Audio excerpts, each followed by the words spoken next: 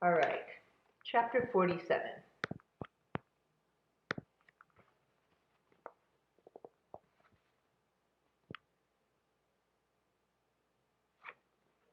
Actually, let me spotlight that so you can see a little better. There you go.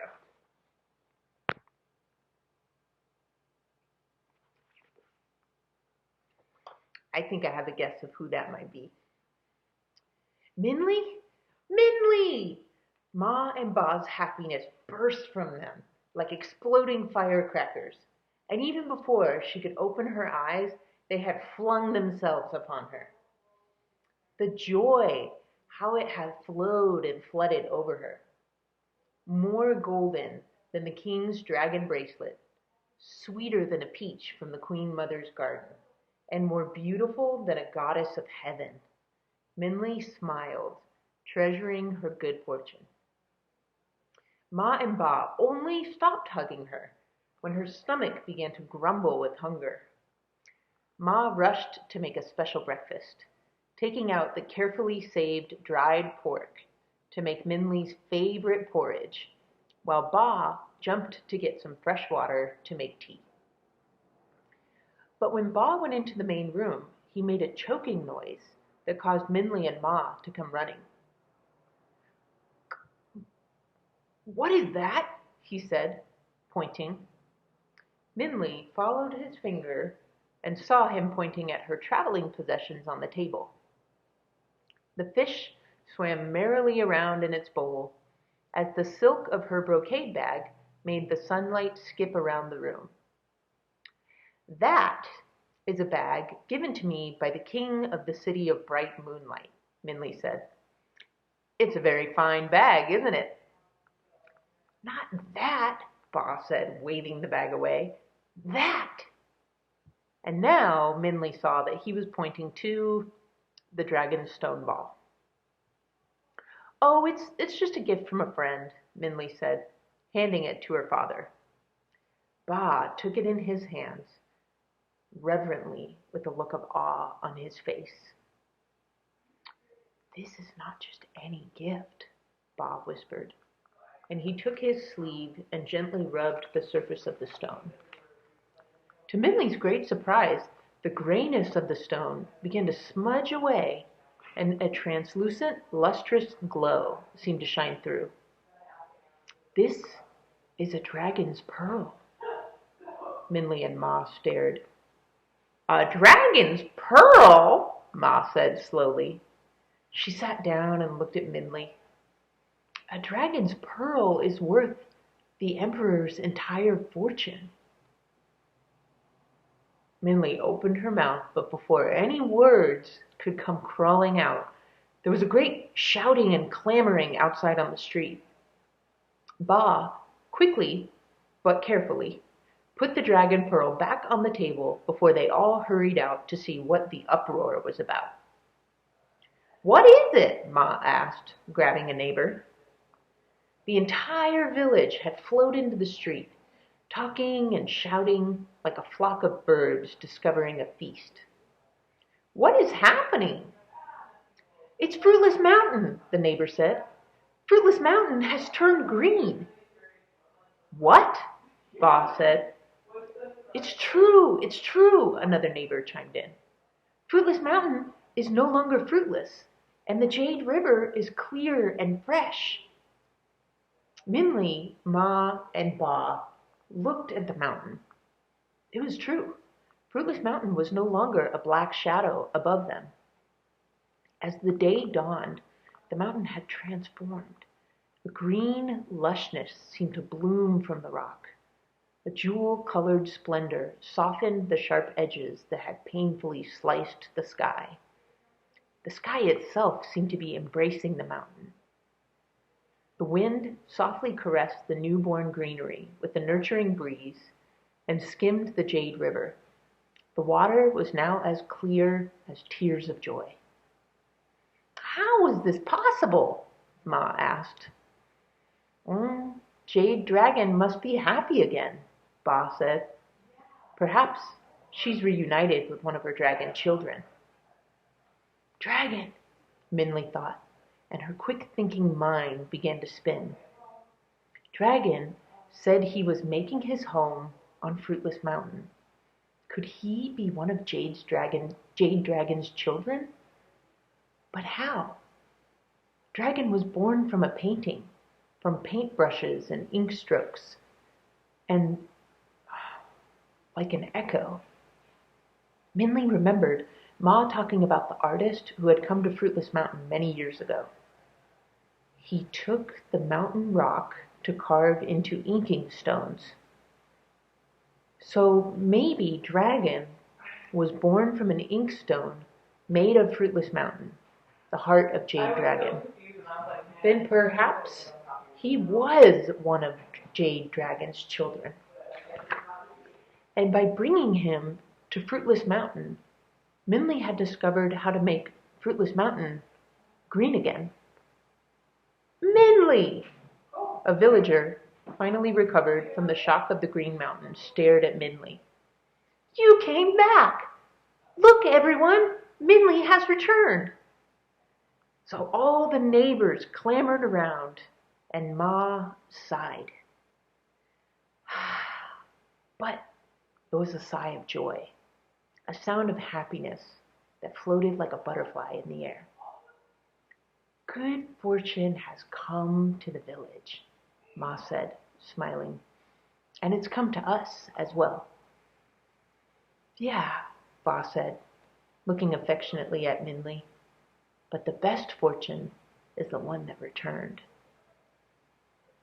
That made Minli smile. And suddenly, she thought about her journey to and from Neverending Mountain. And Minli realized that she had not asked the Old Man of the Moon any of her questions, but somehow they had all been answered. Last chapter, chapter 48.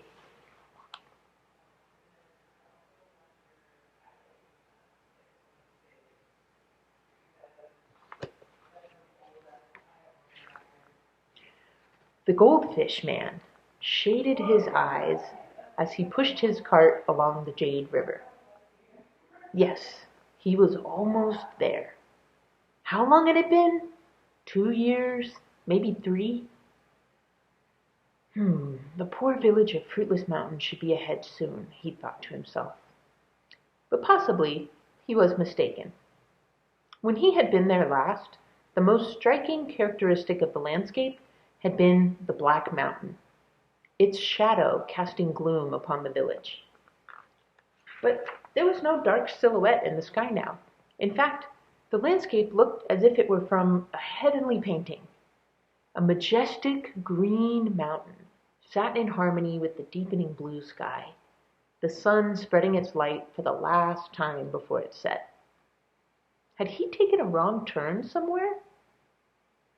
As he gazed, 2 flying figures in the sky caught his eye, red and orange, a dragon and his mate, frolicking amongst the clouds. Wait, dragons?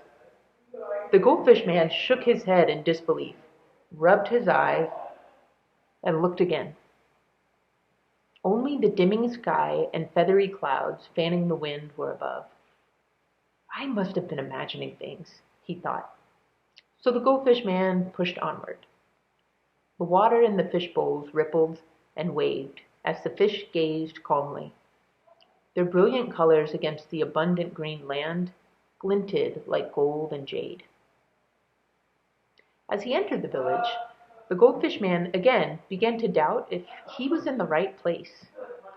Smooth stone lined the roadway, and instead of the rough board houses he remembered, rich wooden doors, some elaborately carved, lined the street. As he pushed his cart down the narrow street, lively children, dressed in happy colors, flew toward him like a festival of silk kites. Goldfish, goldfish, they cried. Ma, Ba, can we get one? So parents walked over and smiled indulgently at their children, and by the time the sun had disappeared, the Goldfish Man had completely sold out. Clearly, this was not the same poor village he had come to before, where only one girl purchased a fish. But then he remembered hearing a story.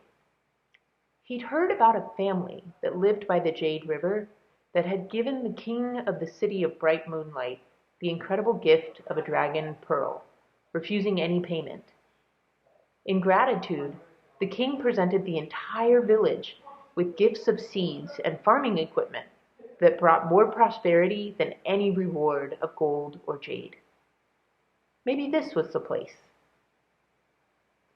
"Little one," the goldfish man asked a young girl dressed in a peony pink silk jacket and leaf green pantaloons.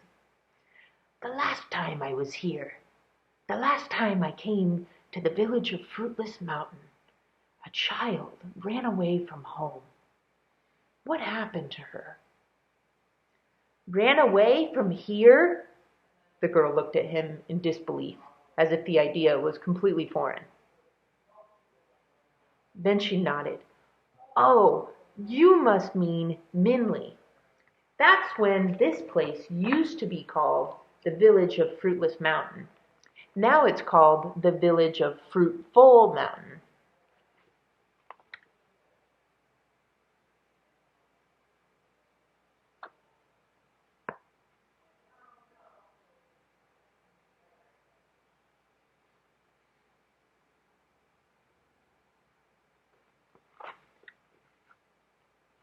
"Yes, Minley," the goldfish man said. "I think that was her name. What happened to her?" "Oh, she and her family live right over there." The girl waved her arm. "They built a courtyard in front and in back of their house. It's behind the gate with the pictures of the lucky children on the door." So the goldfish man wheeled his empty cart to the indicated gate. On each half of the crimson doors hung a painting of a round-faced, laughing child dressed in brilliant red. Their pink cheeks and merry smiles made it impossible not to smile back, and as he grasped one of the metal door knockers shaped like a grinning lion head, he realized that the painting on the left was of a girl, and the one on the right was of a boy. Ring a bell? I'll show you the close-up.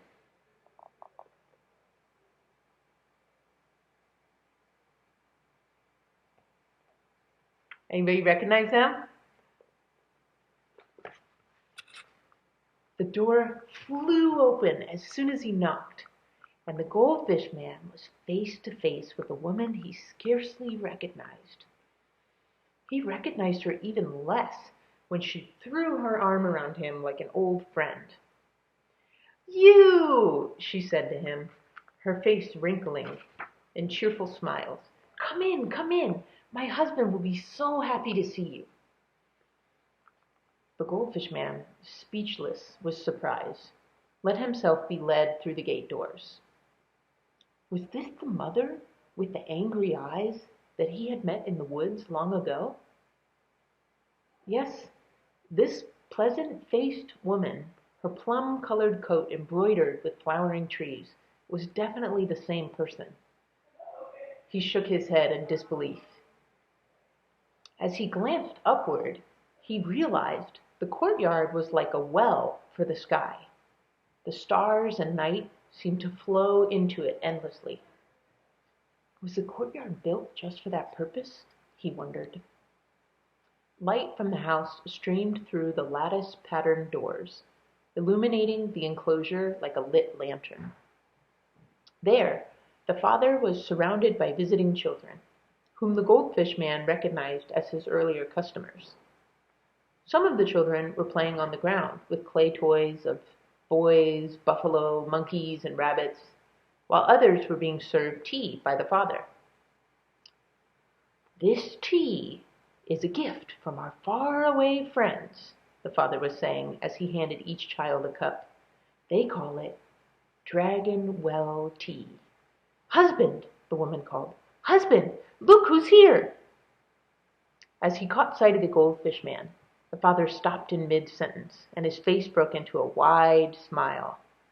"Ah," he cried, "dear friend!" And like the mother, before letting him bow politely, the father embraced him warmly. "Come, come," the father said. "Have some tea. My wife will bring out some cakes and snacks." So the goldfish man finally found his voice. "Ah, I'm glad to see you and your wife so happy and prosperous," he said. I only stopped to see if, the last time we met, well, how's your daughter?" "Minley?" the father said, laughing, waving his hand toward the house. "She's in the back. She will be happy to see you too, but she'll come out later. This is the time of night where she loves to watch the moon." "So she returned, then?" the goldfish man asked. I thought she would, but what happened?" "Oh, my friend," Ba laughed again. "You have come at the right time. Why do you think all these children are here? They come here every night because they want to hear the story again. The story of Minley's journey to and from the never-ending mountain. Come, come, sit. You can hear it for the first time." So the goldfish man sat down willingly on a stone seat and found a fragrant cup of tea in his hand. The children clamored around Ba, each more excited than the last and eager for the story to begin. But as Ma went inside the house to get refreshments, she left the door wide open, and the goldfish man couldn't help peering in. He could see all the way through the house to the back courtyard, where the figure of a young girl sat on a bench, a small pond of fish at her feet. The moonlight washed over everything like a rich bath of gold and silver, making the fish shimmer like pearls, and the girl glow with a magical glory reserved for the stars of heaven. But Minley was obviously unaware of everything around her, lost in faraway dreams. For even in the misty light, the goldfish man could see her smiling a secret smile up to the sky, right where the mountain meets the moon.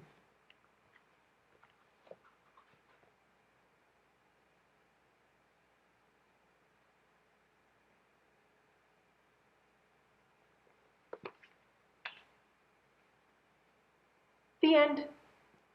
Okay, I gotta show you something cool though. Check this out. This is our setting at the beginning. And look how it's transformed by the end. Pretty cool, huh? Okay,